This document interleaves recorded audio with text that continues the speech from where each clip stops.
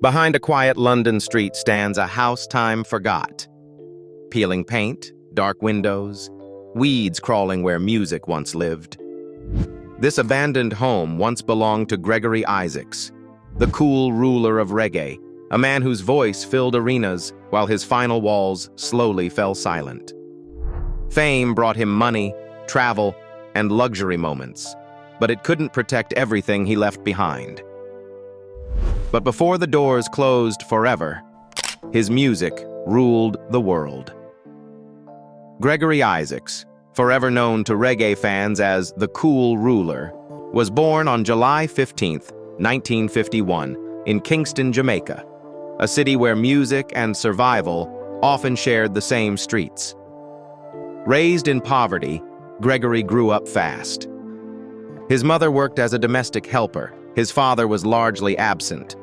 Kingston's crowded tenements taught him resilience early, and music became his escape. He soaked up the smooth soul of Sam Cooke and Otis Redding, while closer to home he studied Jamaican vocal masters like Alton Ellis and Ken Booth. By his teens, Gregory was already singing in church and local talent shows, quietly shaping the cool, controlled delivery that would define his career. In the late 1960s, as Jamaica's sound shifted from rocksteady into reggae, Gregory immersed himself in Kingston's studio culture. At just 17, he released his first record, Another Heartache, a duet produced by Byron Lee. The song didn't chart, but it opened the door. He briefly joined a vocal trio called the Concords, recording with producer Rupie Edwards. When the group dissolved, Gregory made a critical decision. He would stand alone. That choice changed everything. Working with heavyweight producers like Winston Holness and Lee Scratch Perry, Isaacs refined a sound that blended romance, melancholy, and street wisdom. His 1972 single All I Have Is Love hinted at his potential. But history shifted with My Only Lover, a silky, intimate track that helped pioneer lovers rock, a subgenre that would explode in the UK and redefine reggae's emotional range. Gregory broke wide open with Love Is Overdue in 1975. The song's laid-back confidence and aching honesty made him a star, followed by hits like Border and Number One. He wasn't loud, he didn't shout. He ruled by restraint. That cool authority earned him his nickname and loyalty from fans worldwide. By 1978, Isaacs took control of his destiny, co-founding African Museum with Errol Dunkley.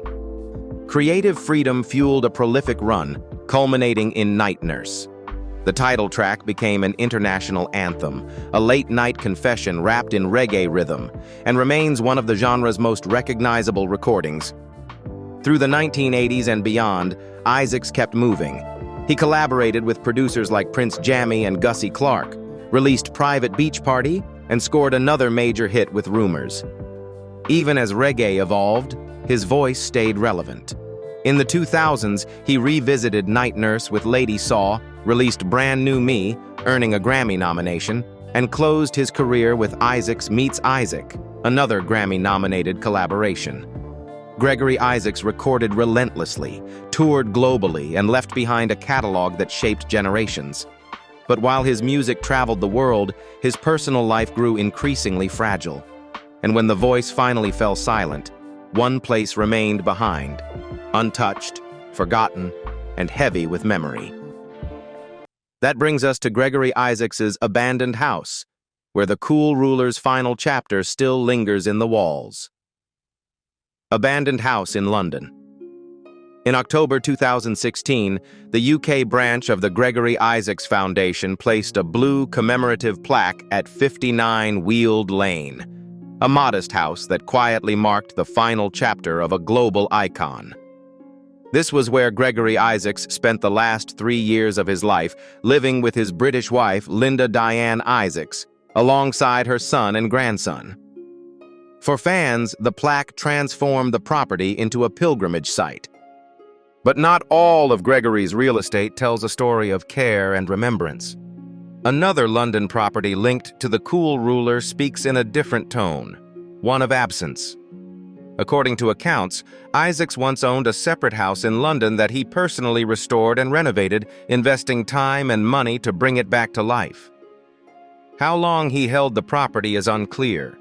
What is clear is what happened next. After his death, the house was left behind. No upkeep, no protection, no plan. From the street, the silence is immediate. Weeds have taken over the exterior, climbing the walls and swallowing what was once a clean, finished facade. Paint peels, windows cloud over. The structure looks paused mid-breath, as if waiting for someone who never returned. Step inside, and the neglect becomes impossible to ignore. Floors sag underfoot, some sections visibly collapsing. Walls crumble at the corners. Ceilings show the scars of water damage and time. The few pieces of furniture still standing are coated in thick dust, chairs, tables, fragments of a life, left exactly where they were, like a room abandoned in a hurry and never revisited. The question hangs in the air. Will the house be restored, sold, or simply continue to rot? For now, it stands as a reminder that success doesn't automatically secure permanence. Music can be timeless. Property is not, unless someone is left behind to care for it. Gregory Isaacs gave the world love songs that still play late into the night. But bricks and walls require something different than applause: structure, planning, and stewardship. And that reality leads us to the uncomfortable math behind the legend: how much he earned, how it was spent, and what remained when the music stopped. Income and net worth. When Gregory Isaacs passed away in 2010, the cool ruler left behind an estimated net worth of around $5 million, a figure that feels surprisingly modest given the scale of his influence. Over a career spanning 4 decades, Isaacs was one of the most prolific figures in reggae history, releasing more than 70 studio albums and appearing on over 500 recordings, including collaborations, remixes, and compilations. Few artists worked harder or recorded more. The backbone of his income came from music sales and royalties.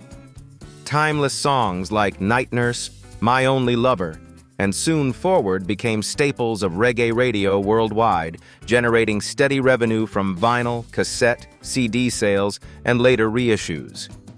His catalog traveled far beyond Jamaica, especially into the UK and Europe, where lovers rock thrived commercially. Live performance was another major pillar. From 1981 to 1991, Isaacs was a regular fixture at Reggae Sunsplash, one of the most lucrative reggae stages of its era.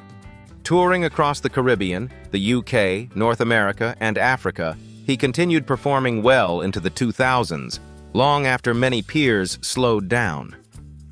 These concerts provided consistent income, but also constant strain, both physically and financially.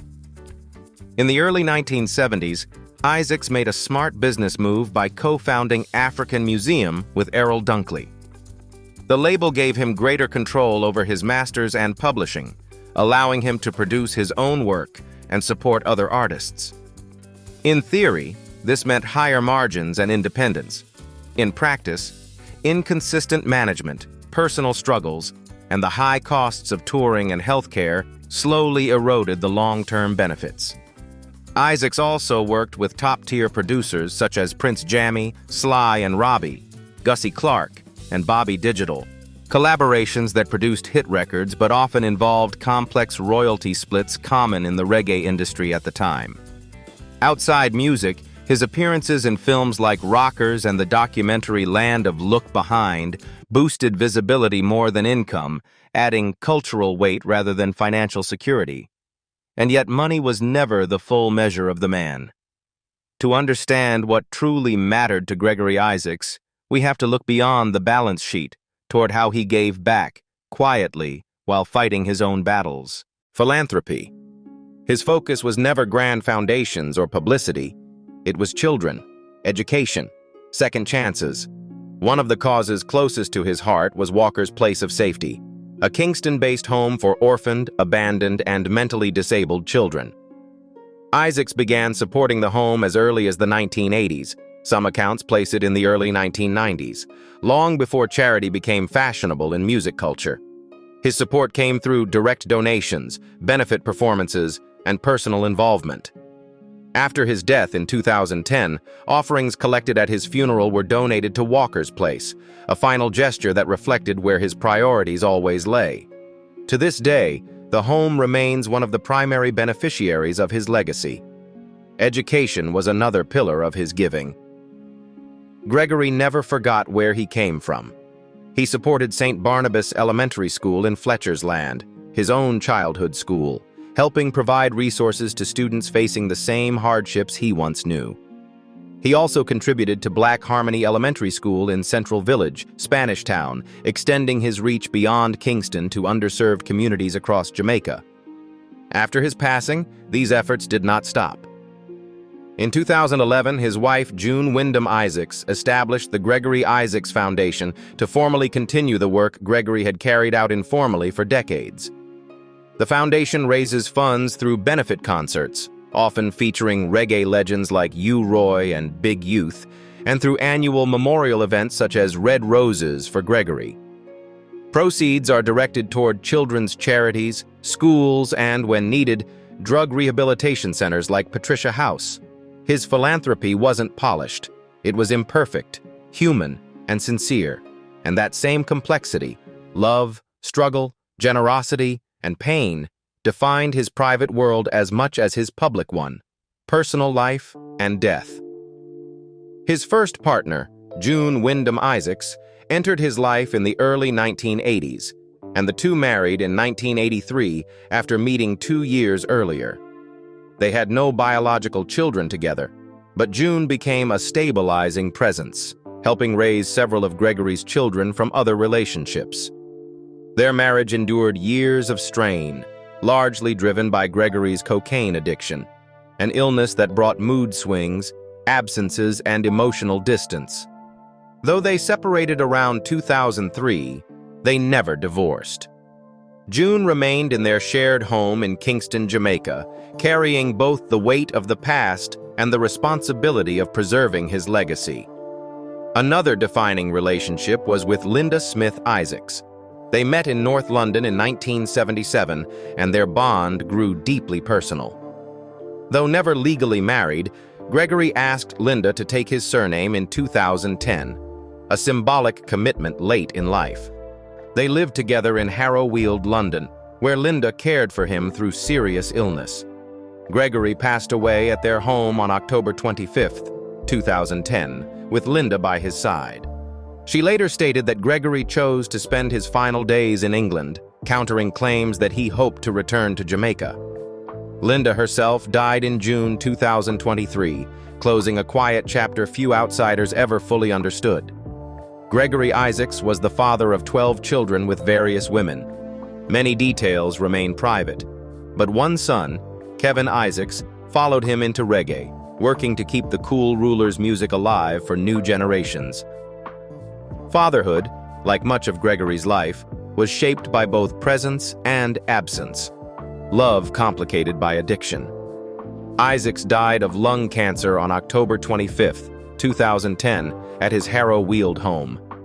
A memorial service at Kingston's National Indoor Sports Center brought together Jamaica's musical family, with tributes from artists including Ken Booth, Freddie McGregor, Shaggy, and others, before his remains were interred at Dovecot Memorial Park and Crematorium. In 2015, a mural by Junior Moore was unveiled at 125 Orange Street, once Gregory's cash and carry store, marking the launch of Cool Ruler Spring Water and reclaiming his place in Kingston's cultural memory. The following year, the Jamaican government posthumously awarded him the Order of Honor, Officers Class, recognizing a legacy built on love songs, struggle, and an unmistakable voice that refuses to fade. Gregory Isaacs left behind more than abandoned walls and unanswered questions. He left a voice that still fills rooms, a legacy that still moves hearts, and a story that reminds us how thin the line is between greatness and loss. If this journey inside Gregory Isaacs' life moved you, Please like the video, subscribe to the channel, and share your thoughts in the comments below. Thank you for watching and for walking with us through stories that deserve to be remembered.